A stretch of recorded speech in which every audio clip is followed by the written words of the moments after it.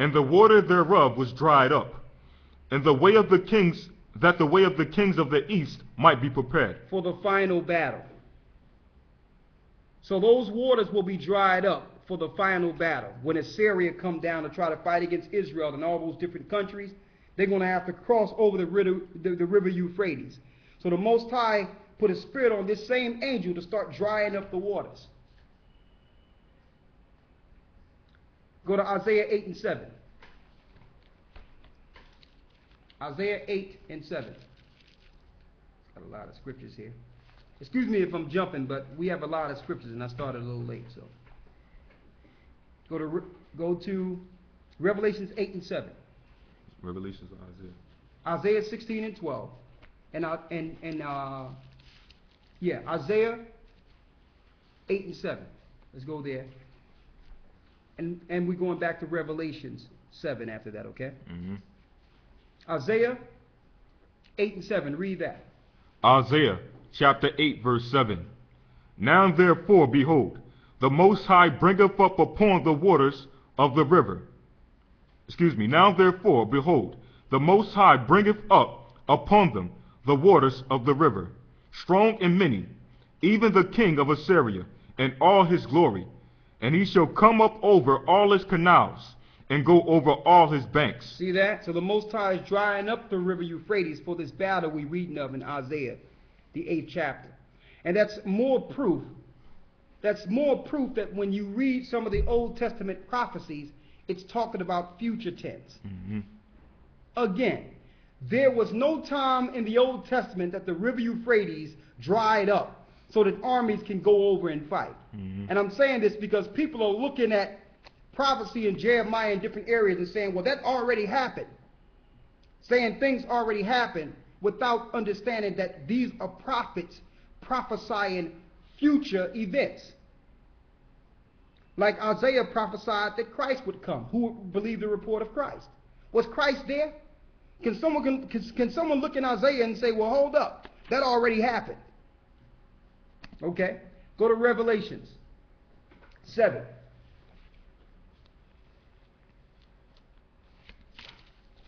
Get Revelations 8 and 8.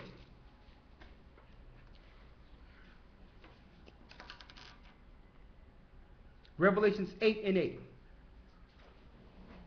Read that. Revelations chapter 8 verse 8. And the second angel sounded, and the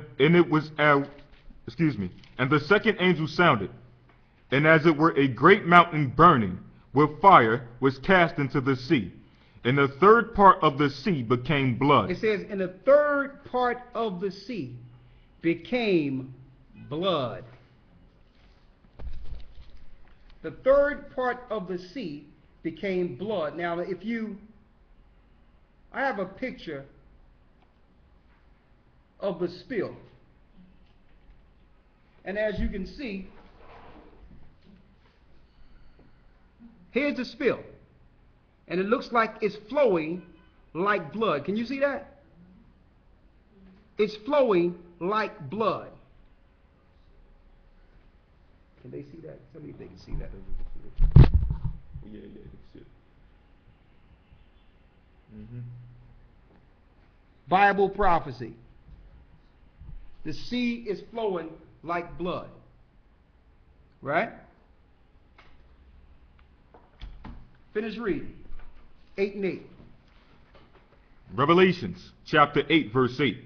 And the second angel sounded, and as it were a great mountain burning with fire was cast into the sea. And the third part of the sea became blood. And the third part of the creatures which were in the sea and had life died. It says, and the third part of the creatures which were in the sea and had life died. See this? So this, according to the Bible, will kill a third part of the creatures which are in the sea. Now, what can make the sea look like blood? Oil. The protein of the oil mixed with water and it looks red. Read. Revelations chapter 8 verse 9. And the third part of the creatures which were in the sea and had life died, Go ahead. and a third part of the ships were destroyed. And the third part of the ships destroyed. Look at all the fishers and people that make their living on the Gulf crying about what this means to their livelihood. Okay, and also the gases that's going to be coming out of the waters from this catastrophe. Many ships going to be getting destroyed straight from explosions and all that coming from the waters. Read on. Verse 10. And the third angel sounded, and there fell a great star from heaven, burning as it were a lamp. And it fell upon the third part of the waters, and upon the fountains of water. It says, a third part of the rivers, and upon the fountains of waters. And it's going to show you, according to the Bible, it's going to show you that because these nations have plagued the children of Israel, what they're doing will eventually plague them. Before the Most High delivered the children of Israel out of Egypt, he plagued them. And one of the plagues, he turned their waters to blood. So the remnant that's going to be safe in the wilderness don't even have to worry about any of this. The Most High will be our water. The Most High will be our bread. But the rest of the earth, for their punishment and the way they have treated the children of Israel when Israel was down, will suffer the consequences by their own actions, by their industrial complex, by them actually creating an industry that would eventually destroy themselves. That destruction will not come on the children of Israel, not at least the 1/3. Read. When I say the 1/3, the 1/3 that will make it through the fire in the wilderness. We know that according to the Bible, 90% of the children of Israel will be killed eventually in the earth. 90%. And out of that 90%, out of that 10% that's left, 1/3 will make it. Read. Verse 11. And the name of the star is called Wormwood. The name of the star is called Wormwood. A star is an angel. That lets you know that there's a spirit or angel that trouble the waters and make them bitter against mankind. See, this is the piece people are not talking about, the spiritual part of this. They go into the scientific part.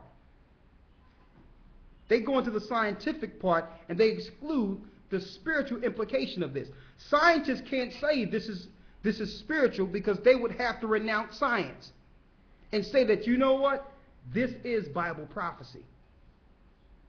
See, but the same way in ancient Egypt, they'll do one thing, they'll get their magicians or their scientists together and fix something real quick, and then Pharaoh's heart will be hardened again.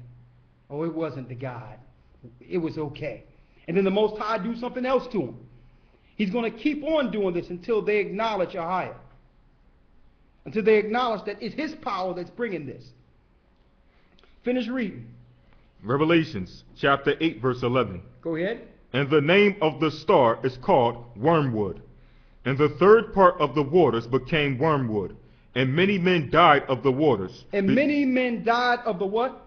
And many men died of the waters, because they were made bitter. Because they were made bitter. So the Most High is sending his angels to bring these prophecies forth.